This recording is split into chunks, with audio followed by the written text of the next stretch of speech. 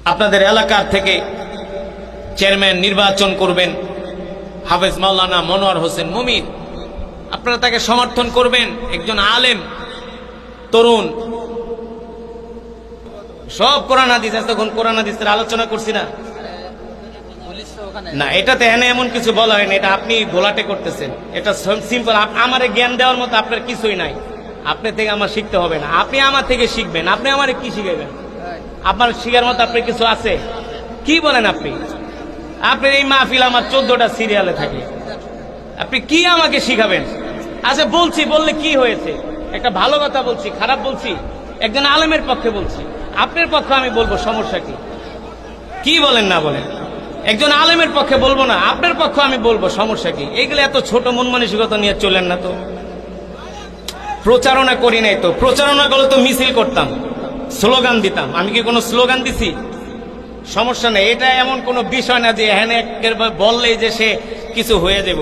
প্রতিটা সমাজে, প্রতিটা জায়গায়, প্রতিটা জেলায় যদি আলেমরা জনগণের দায়িত্ব নেয়, কোনদিন ওই আলেম জনগণের চাল চুরি আর তেল চুরি করবে না।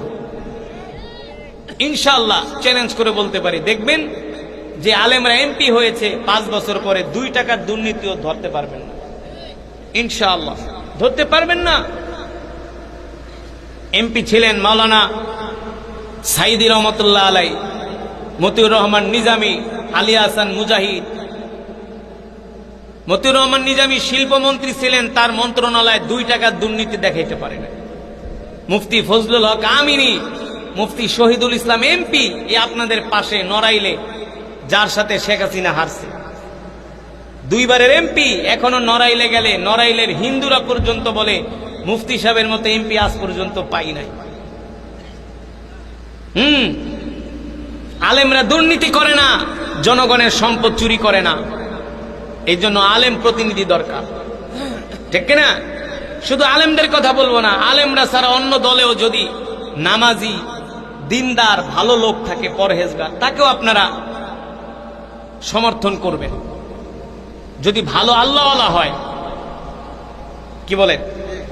যদি আল্লাহওয়ালা হয়, দিনদার হয়, নামাজ পড়ে, তাকেও সমর্থন করবেন। আপনাদের এলাকার থেকে চেয়ারম্যান নির্বাচন করবেন হাফেজ মাওলানা মনোয়ার হোসেন মুমিন। আপনারা তাকে সমর্থন করবেন। একজন আলেম, তরুণ,